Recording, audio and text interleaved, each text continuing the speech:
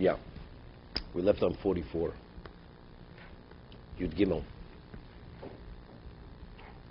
There was a question, if you remember, he cited, if a person puts in more than 4 strings, are you in violation of Al Tosif?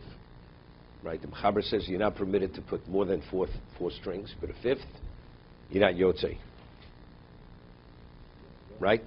The Vilna Gaon, he said, others disagree, that 4 strings are the minimum.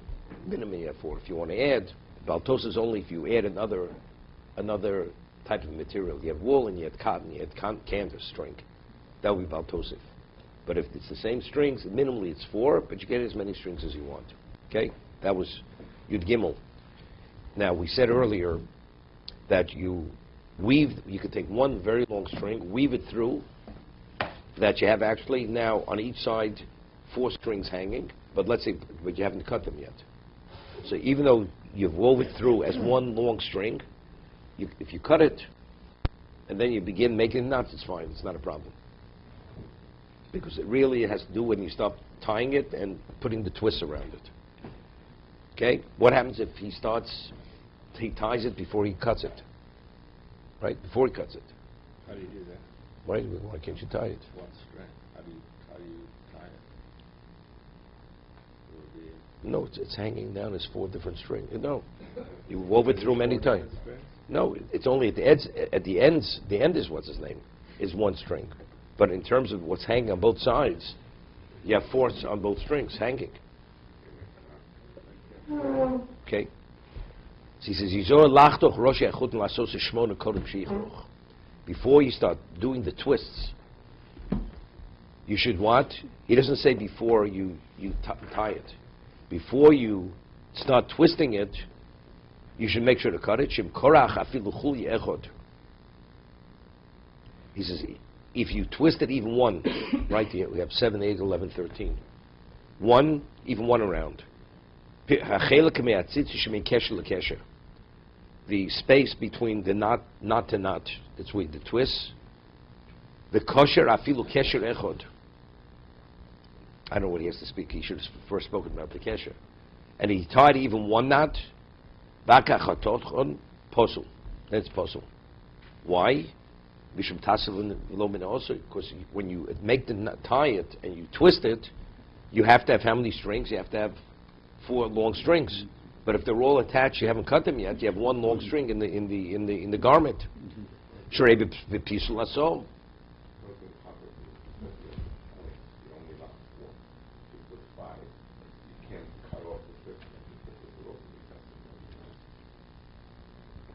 Correct. Yud Gimel.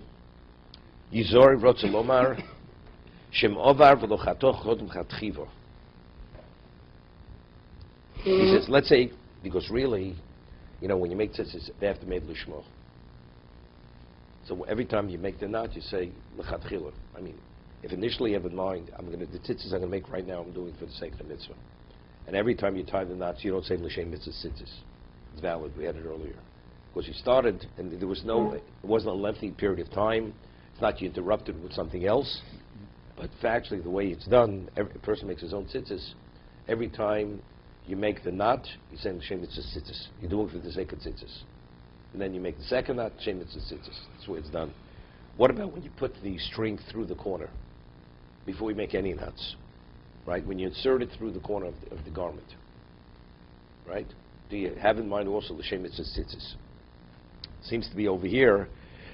He says, really, factually, you should cut it even before you put it into the corner. But if you did not, then definitely, before you start making the twist, you should.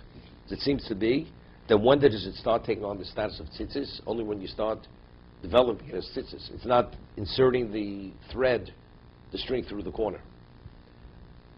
But it seems to be, you should also have in mind when you put it through the corner, but even if you did not, it's going to be valid. That he went, he inserted it, and he didn't cut it before he inserted it through the corner, the hole in the corner. Al kaponim yizor ato kodem akricha. Ayin taz. Chuli echod. Afilu shesholish krichos. He says 3 krichos. 3. The koshar. Shim Excuse me. Ratzalomar. Im osek chulyo v'gam kosher acha chulyo afilu ra kesher echod yotzi dechavosam d'oraiso afilu oser klal hakesher asomach lakonav. You hear what he's saying? Interesting. Normally, when you put it in the corner, you first make 2 knots, right? And then you start twisting it around, and you make another 2 knots. You secure the twist between the two sets of knots. What happens if you didn't make the first 2 knots? You started to twist it, and you made the second 2 knots. And you made it pretty tight. Those twists are going to hold, because you made the second 2 knots. Correct? See, that's what he's saying. B'diavad, if you didn't make the first 2 knots, and you twisted it, and then you made the second 2 knots. Factually, you're already yotzi tzitzis. On a doraisa, that's classified as tzitzis. Here? Yotzi chavosim doraisa afilu osa klal hakesher asomach lakonov. Even if you didn't make the knots which attach the strings to the corner initially, it's valid v'imkein. Have a taslo min osui. So if that's the case, it's taslo min osui. Avalim lo osa kesher shacha chulya. What happens? He just wrapped it around. He made no knot after the twists. Those twists are not going to hold, right? It's going to come apart. What secures it? You have to make the knots. Avshos hakesher rishon kodem achulya. What about he made the knot by the garment? The knot by the garment is not sufficient. It's gedil. Gedil means the twists and the twists hold. That's what it is. Not sufficient for what? It's not sufficient for tzitzis. Tzitzis, you have to have the twists, and the twists have to remain in place. You don't have to say this is for tzitzis. No, he's bringing out a different point. He's bringing out a point. This. You have to put in 4 strings, which are 8. Okay? He put in 1 long string, he didn't cut them. He made the first 2 knots. When he made those first 2 knots, is it called gedil? It's not called gedil. Right? Because gedil, when it says gedilim tasaloch, it means the twists which are secure, which are in place. Without making knots, the twists are not in place. So he said if he just made the knots themselves before he cut the edges of the strings, it's not called gedil. It's not considered taslo minosui. But if he made the twists and he tied the 2 knots afterwards, which he secured that, and then he cuts it, then it's a problem. Because on a Torah level, that's sufficient. You'd have to do more than that. So you made a gedil, but it's not 4 strings. So how did it become 4 or 8? Because afterwards, that's tasel l'minosui. It came about by itself. You didn't make it. You didn't make a proper gedil. Okay? Avshos hakesher rishon kod mechuy lo nigmar adayin asiyas tzitzis. The below hakesher achuy einim eskayim klal. Unless you tie the knots after the twists, those twists are not going to hold. Are not going to remain intact. Vein kan gedil. Val kein yochel lachtoch achutim. Therefore, even if you would cut the strings then, it would still be sufficient. It would be okay. It's not too late. V'yesh machmirin. Others are machmir. Meaning, just when you make the knots, that's sufficient to be a problem. First, puts it in the corner, makes the 2 knots, it's a problem. L'chatchil noch lochlush d'vreim. The Chofetz Chaim says it's best initially you should take their position into consideration. V'da.